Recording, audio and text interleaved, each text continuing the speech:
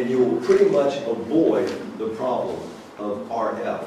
It's getting to be an increasingly large problem. Medications. We find that there's many medications that are going to affect the brain. One of the main ones, and this is one that almost everyone is on nowadays, is blood pressure medications. And this is a catch-22. The blood pressure medication is going to damage your brain. High blood pressure is going to damage your brain too. Matter of fact, they find that a person who has high blood pressure, it tends to shrink the brain over a period of time. Now, you can take blood pressure medications, that's not solving the problem. What can we do, this is a test again, to lower our blood pressure? We talked about it when we talked about heart disease. We can get our weight down to the normal weight. We can exercise more. We can drink more water. We can eat less free fat, which clumps up the blood in the first place. We can try to eliminate the stress from our lives. If we do those very simple things, our blood pressures are going to go down.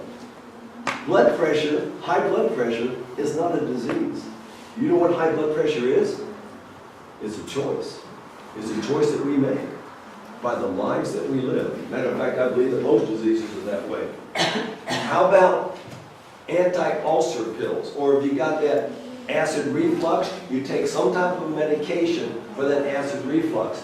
If you do that, you are affecting your brain and the ability of your brain to operate properly. You get a pain, you get inflammation somewhere. And so you are prescribed a painkiller. Let me ask you something. If your knee hurts and you take a painkiller, does the painkiller go right to your knee? Does it go right to your knee? Where does it go? All over your body. Everywhere is having the effect of this poison, this drug in your body. It will affect your brain. Pain relievers will affect your frontal lobe. Cold and allergy medications.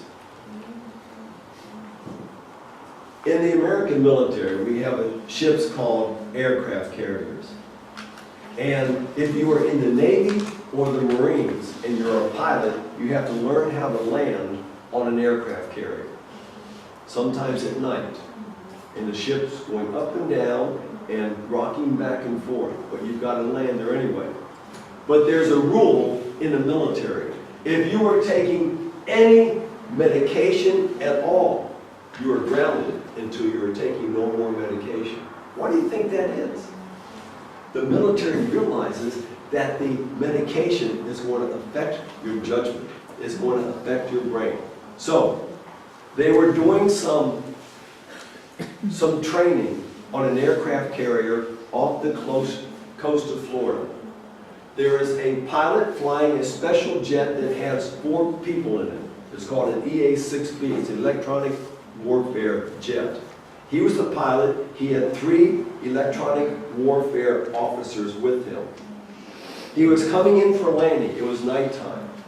Coming in for landing, everything was seemed fine, but something went wrong at the last moment, and he crashed his $23 million airplane on the ship, the deck of the ship, killing 17 people, including his 3 crewmen and himself.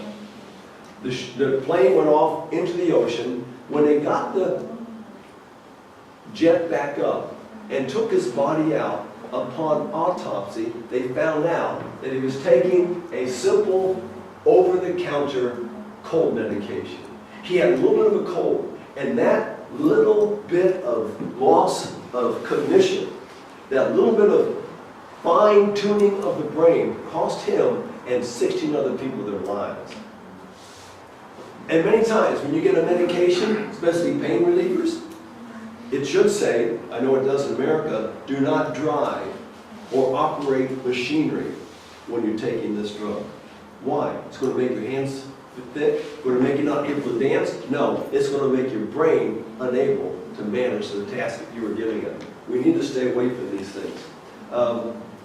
Tobacco. It's already been shown that tobacco use will increase the rate of dementia, of lack of memory, start killing the brain. Basically, a person who smokes more than 20 cigarettes a day, they will greatly increase their risk of Alzheimer's disease. 6 times greater risk. But if they quit smoking their cigarettes by 53 years of age, a short time later, they're almost back to normal again. Those who continue smoking longer than 53 never go back again. So I don't know if any of you smoke. I used to smoke. April the 1st, 1973, I smoked my last cigarette. And I've been so thankful every single day since then. Because I know what tobacco does to a person. First of all, it is exceedingly addictive. And I don't want to be addicted to anything but life. Now we're going to get to some really hard ones. Are common legal drugs, like alcohol, we've already mentioned tobacco, and coffee. And I'm not going to ask how many of you drink coffee, but I'll tell you this about coffee. Coffee is an enemy. There's something about coffee that's not good for the human organism. Now granted, if you have low blood pressure, a cup of coffee will raise your blood pressure. But I think we talked about that last night. If we raised our blood pressure 3 millimeters, remember what all would happen? Increasing your risk of strokes, heart disease, and death. Same thing with a cup of tea. Same thing with a cola drink. Same thing with a chocolate bar. Same thing with many medications. Do you have spiders in Iceland? You do? Okay. I love spiders. I peacefully coexist with spiders. If I have one in the house, as long as it's not one of our 2 poisonous spiders, I let them stay there. What do spiders eat? Other insects. And it's the other insects I don't like. Mosquitoes, flies, roaches. I'm all for my spiders. There's a certain type of a spider that's called the common garden spider that builds the most beautiful web. And they grow these things. They build. Has anyone seen how fast a spider can do this? It's extremely fast. I live about a 2-minute bike ride from my office. So it is through the forest. I get up in the morning, ready to go to work, get on my bike, and I start riding down the trail, and invariably,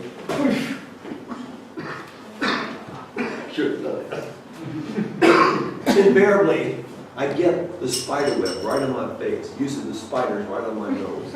And I can't get all that stuff off there. And then I go to work, and I work till about 1 o'clock. I go to work about 8, get off about 1:30. And I forget about this experience. So I get back on my bike, going through the woods, and drop right there in the face again. It builds it very, very fast. Well, one time, they took one of these spiders into the laboratory and gave it an injection of the amount of caffeine that would be in 2 spider cups of coffee, not human cups, 2 spider cups of coffee, just a minute amount of caffeine. Then they destroyed his web outside and said, okay, build your web. After 24 hours, this is what the spider is able to do. What's happening here?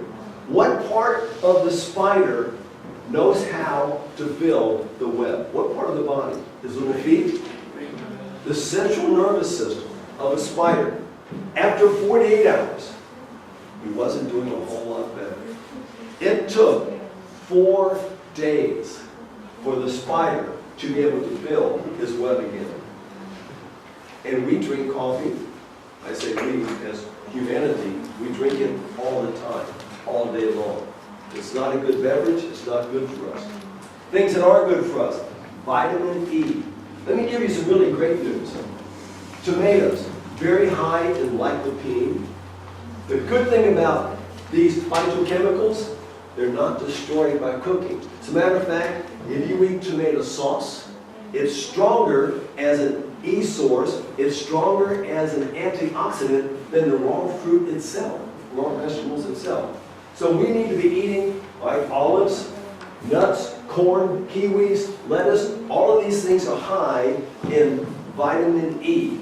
All of these things will stop Alzheimer's, will reverse the Alzheimer's process.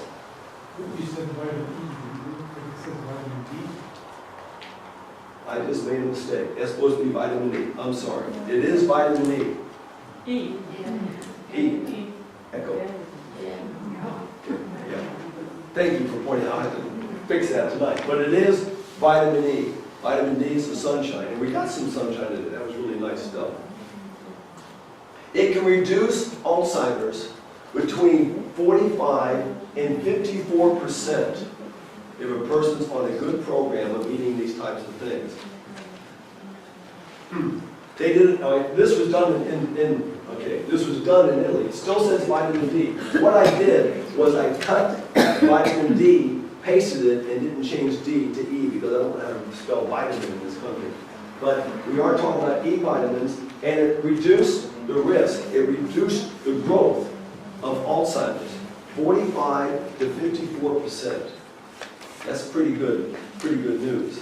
Magnesium, very, very good food to have. Now we can go get shots of magnesium, we can get bottles of magnesium, but we find it in whole wheat flour, we find it in raw oat bran, we find it in bananas, in avocados, in nuts, in broccoli, and everything. There's so much good food out there, good nutrients out there. And what these things will do, it will enhance your short-term memory and lengthen your long-term memory. Simple as that. Antioxidant foods. We've already talked about it. The more antioxidant foods we have, because they are things that attack the brain. Free radicals attack the brain. If we are taking antioxidant foods, we've talked about this before, if the foods are red, if the foods are green, if the foods are orange, or the foods are yellow, they are high antioxidant foods. Our brain has to have them. Our heart needs them. Our whole body needs the antioxidants. Now, what fruits do you grow in Iceland? Bananas. Banana. Fruits. No fruits. Okay, that might be that's a debate. But I mean, genuine, here's the difference between a fruit and a vegetable. A fruit grows on a tree or a shrub. A vegetable grows in the garden. Now, a vegetable is good for 1 year. You've got to plant it again every year. A fruit, every year, it keeps putting out. So now, what is your main fruit? Blueberries. Yes, blueberries. Well, praise the Lord, because blueberries are one of the best things for cognition.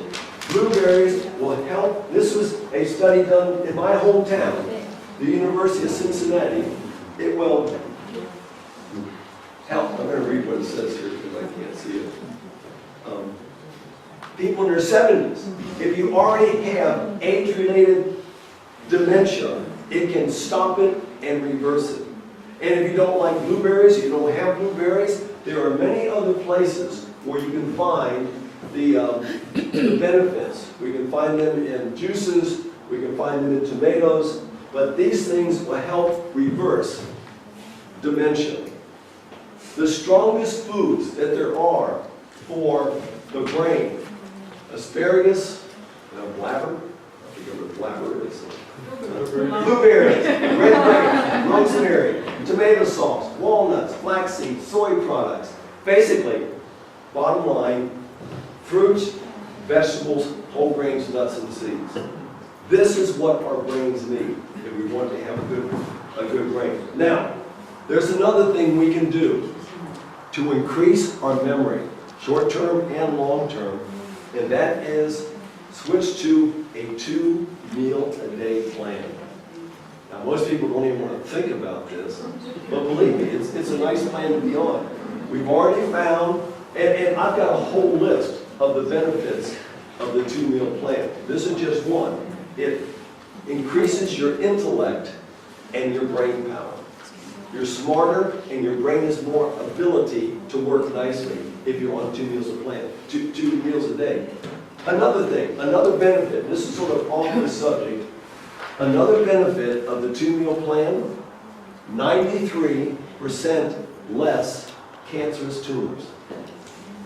Why would that be? Because it takes a huge amount of energy for your body to digest its food. And if you're eating 3 meals a day or 5 meals a day, that's a snack between your meals. I'm religious about that. I do not snack between meals. But if you're eating 3 meals a day, that means 1/3 of your day's energy is going to digesting food that you don't have to do. So if you would use that time, the body can use that energy to fight the diseases that are always coming into our bodies. I recommend strongly the 2-meal plan. There's another great herb. It's called ginkgo biloba. You ever heard of what this particular herb? The trees are all over Japan. What this one does, increases the blood flow to the brain. So get some ginkgo biloba if you're having any type of memory problems or thought problems, and it can help, because if you want a strong brain, you have to have good circulation. There's something else interesting about the ginkgo biloba. When we talked about cancer, about Nagasaki. Well, in the city of Hiroshima, where the first bomb was dropped, and I'll be teaching there in October, the only living thing that survived the blast were ginkgo biloba trees. They are not affected by radiation. Which tells me, perhaps, if we did more ginkgo biloba, it would protect us from the radiation that is all around us. In the world we live in today, we've got it all around us. There are certain links to Alzheimer's disease. Alzheimer's is a terrible disease. One of the problems with Alzheimer's disease is, and I'm sorry I said it was a problem, but one of the characteristics of the disease, the person with it lives for a long time. And for them, after a period of time, it's all okay because they don't know who they are anymore. But it's the family that's left that has to take care of them. That this person that you've loved your entire life doesn't even know you. It's very, very, very hard. Now, I want to mention something about that right here. Do you remember a man by the name of Christopher Reeve? You ever heard of Christopher Reeve? No. Who was he? Superman, okay. He had an accident. He broke his neck at C1. He was a quadriplegic, even had to have help breathing. His wife, bless her heart, was right by his side the whole time. She watched over him, she took care of him, and finally he died. He died of septicemia. He got a bed sore that they apparently didn't really notice. And he got blood poisoning and he died. He died, I believe it was in October. His wife was diagnosed with breast cancer in March. She died a year later. I have found this many, many times.